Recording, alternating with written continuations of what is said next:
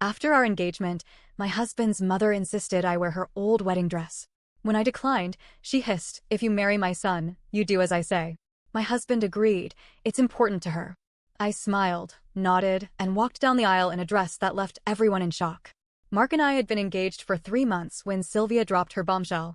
We were sitting in her overly floral living room, sipping the weak tea she always insisted on serving, when she suddenly clasped her hands together and said, "You'll be wearing my wedding dress, of course." I almost choked. I wasn't even thinking about my dress yet, I was still finalizing a venue. But Sylvia spoke as if it was already decided. I forced a smile. "That's really sweet, but I won't take no for an answer," she interrupted. "All the women in our family have worn it." Now, here's the thing. Mark had one older sister, Stephanie, and she had not worn the so-called family dress. She had eloped, and Sylvia never forgave her for it. But I wasn't about to point that out. I tried to be polite. "That's a really kind offer, but I was hoping to find something that." Sylvia's expression darkened. "If you marry my son, you do as I say." I blinked. "Excuse me?" Mark, who had been silent this whole time, finally spoke. "Babe, it's important to her. Just try it on." I turned to him, waiting for him to tell his mom she was being ridiculous. That I should wear what I wanted. That I wasn't just an accessory to his family's traditions. Instead, he squeezed my hand and said, "It's just a dress." That was the moment everything changed. Sylvia dragged me upstairs to her attic, where she unzipped a yellowed garment bag. I cannot stress this enough. This dress was a disaster. It looked like something that had been stuffed into a cardboard box for the past 30 years. The lace was stiff and discolored. The sleeves were puffy in a way that would have been horrifying even in the 80s. There was a giant stain on the train that I prayed was just from old champagne. It smelled like dust, mildew, and bad decisions. Sylvia ran her fingers over it like it was some priceless artifact. "It's perfect, isn't it?" I stood there, staring at this moth-eaten nightmare, trying to find the right words. I wasn't about to wear this thing. There was no way. I'm not sure it's really my style. Sylvia's lips pressed into a thin line. "Style?" She scoffed. "You think you have better taste than me?" I bit back my first response. Instead, I tried reasoning with her. "I just don't think it would suit the wedding we're planning. The venue is, oh, so now my dress isn't good enough for your fancy little wedding." Before I could respond, Mark stepped in. "Mom, she's just nervous. We'll take it home and she'll think about it." I gave him a look, but he ignored me. Sylvia's expression softened. "That's my good boy. Always taking care of his mother." That was when I realized something. This wasn't just about the dress. This was a test. Sylvia was trying to see if she could control me. And Mark? Mark was failing. So, I smiled. I nodded. And I agreed to take the dress home. Over the next few weeks, Sylvia called me constantly to ask if I had fallen in love with the dress yet. I gave vague answers, trying to avoid a fight, but she wasn't buying it. One evening, she called again. Mark answered and put her on speaker. "Have you scheduled the fitting?" she asked. I sighed. "I told you, Sylvia, I haven't decided yet." Her voice sharpened. "There is nothing to decide. You will wear the dress. End of discussion." And then Mark, the man I was supposed to marry, said, "She just really wants this. Babe, can't you do this one thing for her?" I stared at him. I felt my stomach twist. This wasn't just about the dress anymore. If I let this happen, it wouldn't stop here. Sylvia would dictate our wedding, our holidays, our entire marriage. And Mark? He would always take her side. That's when I made my decision. I played along. I told Sylvia I was so excited to wear her dress. I told Mark he was right, this was important. I went to a tailor, but not for alterations. I had something better in mind. The venue was stunning. A vineyard in Napa Valley, filled with fairy lights and soft music. Guests were seated. Mark was at the altar. Sylvia sat in the front row, smug as hell. Then the music started. The doors opened, and I stepped through. Not in Sylvia's dress. At least, not in the way she had imagined. I had transformed it. The puffy sleeves? Gone. The lace? Dipped in red dye. The train? Chopped into a mini skirt. The bodice? Tighter than a corset. The veil? Black. I had turned it into a scandalous, gothic masterpiece. The crowd gasped. Sylvia's jaw dropped. Mark's face went pale. I locked eyes with Sylvia and smiled. And then, the silence stretched for what felt like forever. The only sound was the wind rustling through the vineyard trees. Sylvia's face twisted in horror. Her mouth opened and closed like a fish gasping for air. Then she stood up so fast her chair screeched against the floor. "What have you done to my dress?" Her voice echoed across the venue. Mark was still frozen at the altar, eyes darting between me and his mother, looking like a man trapped in a nightmare. I kept my head high and walked down the aisle like I owned the place. My heels clicked against the stone path, each step deliberate, slow, powerful. When I finally reached Mark, his lips barely moved. What the hell are you wearing? I tilted my head, pretending to be confused. Your mom's dress, of course. It's a family tradition, right? A ripple of hushed murmurs spread through the guests. Some looked amused. Others scandalized.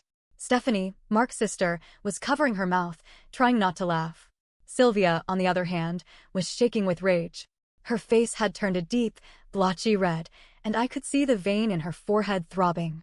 You ruined it. You ruined our family's history. You made a joke out of this wedding. I shrugged. No, I made it my own. Mark clenched his jaw. This isn't funny. Go change. I let out a sharp laugh. Oh, now you want to tell me what to do? His eyes darkened. This is humiliating. I leaned in slightly, lowering my voice just enough for only him to hear. Good. Now you know how I felt when you sided with her. Sylvia turned to Mark, her hands shaking. You can't let her do this. This is supposed to be our day. I raised an eyebrow. Our day? Mark ran a hand down his face, looking torn. But then he did what I should have expected. He reached for my arm. You're making a scene, he hissed. Just go put on something normal and we'll forget about this. I yanked my arm back. We'll forget? I don't think so. More murmurs from the guests. People were shifting in their seats, waiting to see what would happen next. Sylvia's hands curled into fists. I knew you were trouble. I told Mark not to propose. I told him you'd never fit in. I smiled. And yet here we are. That's when she snapped. Sylvia stormed up the aisle toward me, her heels clicking so hard I thought they might snap in half. You ungrateful, selfish little. Then she did the unthinkable. She grabbed the front of my dress and pulled. The sound echoed through the vineyard. I gasped as the fabric tore, the sound splitting through the air like a gunshot. The entire bodice nearly came off in her hands. A collective gasp from the crowd. Sylvia staggered back, holding a chunk of lace in her hands. My heart pounded, but I refused to give her the satisfaction of looking shocked. Instead, I laughed. Loud and clear. Wow, Sylvia. First you force me to wear this thing, then you destroy it? What kind of family tradition is this? She looked horrified at what she'd done, her mouth opening and closing. Mark's eyes went wide. Mom, what the hell? Oh, now you care? I shot back. Sylvia let out a strangled noise. You did this. You ruined my son's wedding. I smirked. No, Sylvia. I saved myself from a mistake. Mark's face paled. What do you mean? I turned to him, my voice as calm as ever. Oh, you'll see. The twist suddenly, I heard a voice from the side. Hey, Sylvia. Remember me? Everyone turned. And there stood Stephanie, Mark's sister, the one who refused to wear the dress. The last time I had seen Stephanie, she had been distant, almost disinterested in the wedding planning. But now, she looked angry. Sylvia's face lost all color. What are you doing? Stephanie walked up beside me, crossing her arms. I was going to stay quiet today. I figured, not my circus, not my problem. But after what you just pulled, I think it's time people know the truth. Mark frowned. What are you talking about? Stephanie took a slow breath, then looked me dead in the eye. You're not the first fiancé she's done this to.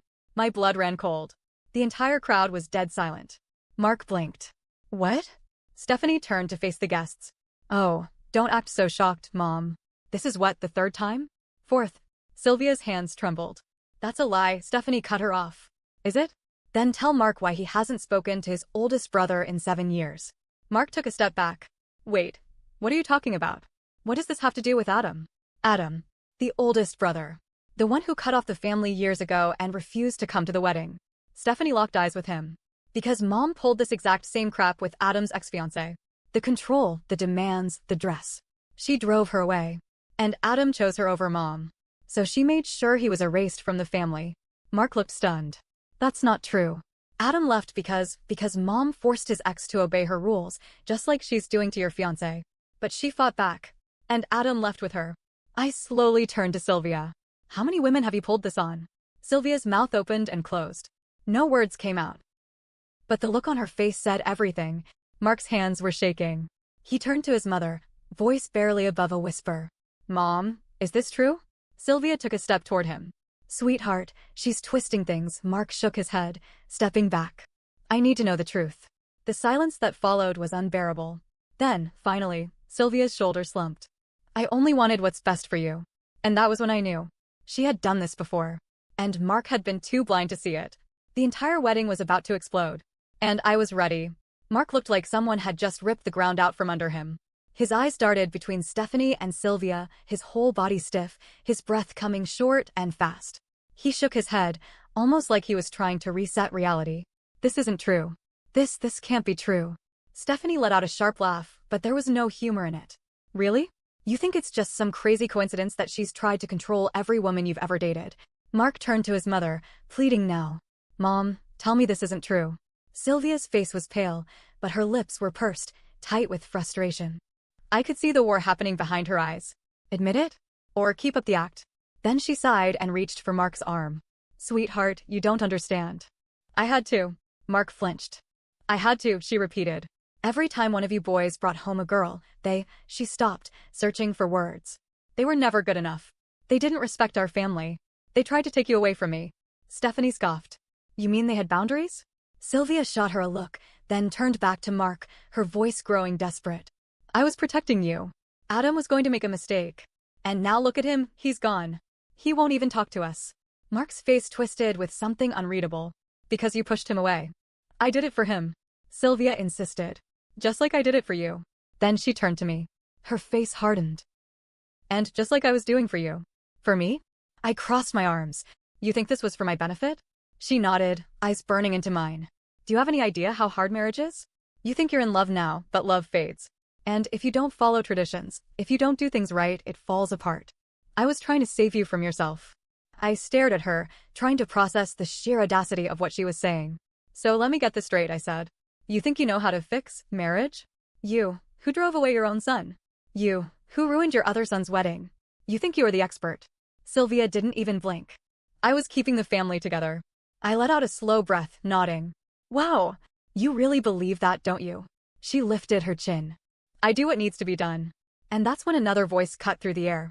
I always wondered how you justified it. A hush fell over the crowd, because standing at the back of the vineyard was Adam. Mark whipped around so fast I thought he might fall over. Adam? Sylvia actually gasped. You shouldn't be here. Adam ignored her. He stepped forward, his suit slightly wrinkled, like he had debated showing up until the last second. His hands were shoved into his pockets, but his face? His face was stone cold. I wasn't planning on coming, he admitted. But I got a call this morning. From Steph. Stephanie crossed her arms. You deserved to know what was happening. Adam's eyes landed on me, then on my dress. A slow smirk tugged at his lips. Damn. She really tried it again, huh? I raised an eyebrow. Again. Adam exhaled through his nose, shaking his head. I should have warned you. Mom doesn't just pull this dress stunt for anyone. She saves it for the ones she's really afraid of. Sylvia's mouth tightened. Don't you dare. Adam ignored her. He turned back to Mark. Mom made my ex's life a living hell. She started with the dress, then the venue, then our vows. Everything had to go through her. And when my fiancé pushed back, he let out a humorless laugh. Mom made sure everyone thought she was the problem. She turned family against her, made it look like she was difficult. It got so bad, she left me because she couldn't handle being part of this family anymore. Mark's face crumpled. No, that's not what happened. You just left. Adam looked tired.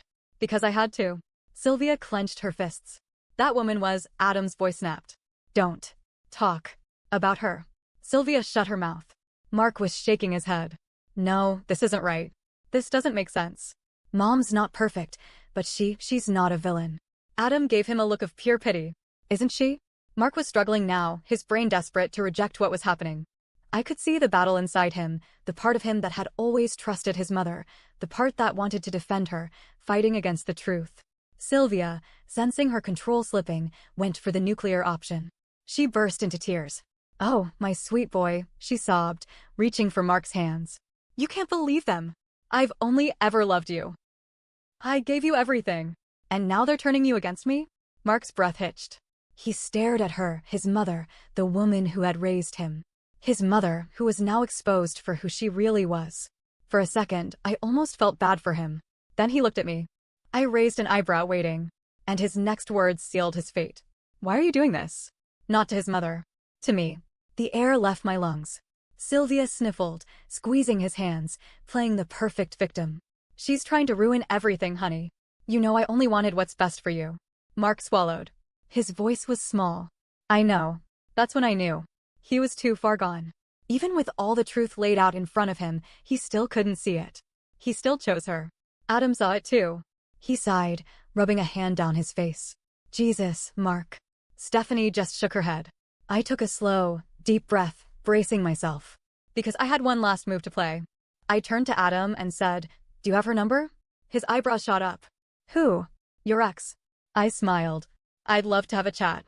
Sylvia's entire body stiffened. Mark paled. "What are you doing?" I ignored him. I kept my eyes locked on Adam. Because I had a feeling. His ex had a lot to say. And this wedding was about to blow up. The air in the vineyard was thick with tension. Nobody moved. Nobody spoke. Sylvia's fingers curled against the fabric of her dress, her chest rising and falling in rapid bursts. She knew exactly what I was asking. Mark stood stiff, his knuckles white. He looked between me, Adam, and his mother, and I could see his mind racing, searching for some way to fix this, to bring things back to how they were before. But there was no way back. Adam's lips twitched as he pulled out his phone.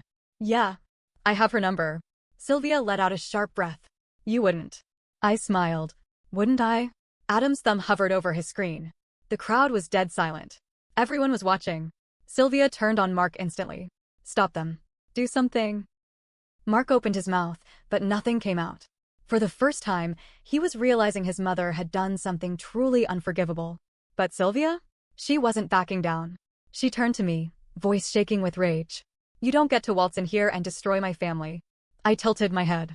"Oh, so now it's my fault?" She pointed a trembling finger at me. "You did this." "You, Mom, stop." It wasn't Mark who said it. It was Stephanie. Sylvia's hand froze in the air. Stephanie stepped forward, her voice low but firm. "You want to know why I eloped? Why I never let you near my wedding?" Sylvia swallowed hard. Stephanie shook her head. "You ruined Adam's life. You tried to do it to me too. And now you're doing it to Mark. You don't protect us, Mom. You control us. And you'll destroy anyone who doesn't fall in line." Sylvia flinched. For the first time, she looked afraid. Mark's face crumpled. He looked at Stephanie desperate. "You really think she did all that?" Stephanie's voice cracked. "I know she did." Adam nodded. "She did." And then, the final blow. I turned back to Sylvia and said, "Let's call your former daughter-in-law. Let's see what she has to say." I took the phone from Adam. The screen glowed, the call dialing. Sylvia lunged. She tried to snatch the phone from my hands, but I was quicker. I yanked it back just in time, her nails scraping against my wrist. Gasps rippled through the crowd. Sylvia lost it. "You don't get to do this," she shrieked. "You are nothing. You are temporary." If my son was smart, he'd realize that right now. Mark flinched, but he didn't say a word. Sylvia's voice rose, hysterical. "I built this family. I kept us together. I sacrificed everything. And you think you can just waltz in and tear it all apart?" The phone kept ringing. 1 second. 2. 3. Click. "Hello?" The voice came through, steady. Feminine. Sylvia went still. I held the phone up so everyone could hear. "Hi, this is Adam's ex-fiancé. Can you tell us why you left?" Silence. Then, a slow breath. "I left because his mother made my life a nightmare," she said. "She controlled everything. She used guilt, manipulation, and lies. She turned people against me. And when I finally tried to stand up for myself, she told Adam it was me or her." A slow murmur moved through the guests. Mark looked like he might throw up. Sylvia shook her head violently. "No. She's lying. You're all lying." The woman on the phone sighed. "No, Sylvia.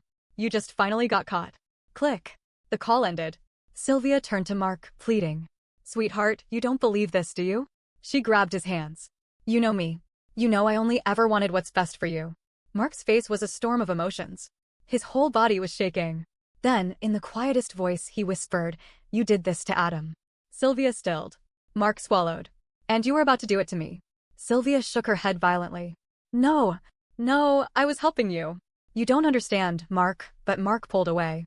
Sylvia gasped like he had struck her. "Mark?" Mark took a slow step back. Then another. His mother reached for him again, but this time, he flinched. Sylvia cracked. "You can't do this to me," she whispered. Her voice sounded small now. "You need me." Mark's face twisted. And then he said the words that broke her. "No, Mom. I don't." Sylvia collapsed into a chair, shaking. Adam and Stephanie stood together, watching. They had already fought this battle years ago. I exhaled, feeling the weight of everything. Then I turned to Mark. He was looking at me like he finally saw me clearly. And he knew. He knew I wasn't going to be the woman he thought he could mold. I took off the engagement ring and placed it in his hand. His breath hitched. Wait, I smiled. I deserve better. Then I turned. And I walked out. The wedding never happened. Sylvia disappeared from the venue shortly after, humiliated, broken. Some relatives tried to console her. Others didn't bother. Mark? He stayed in Napa for a while. I heard from mutual friends that he struggled with what happened. That he reached out to Adam. That he tried to fix things. Maybe he did. Maybe he didn't. I didn't stick around to find out. I left Napa the next morning and never looked back. I'd like to say I regret nothing. That I never loved Mark. But that wouldn't be true. I loved him. I really did. But loving someone isn't the same as staying. And I finally learned the difference.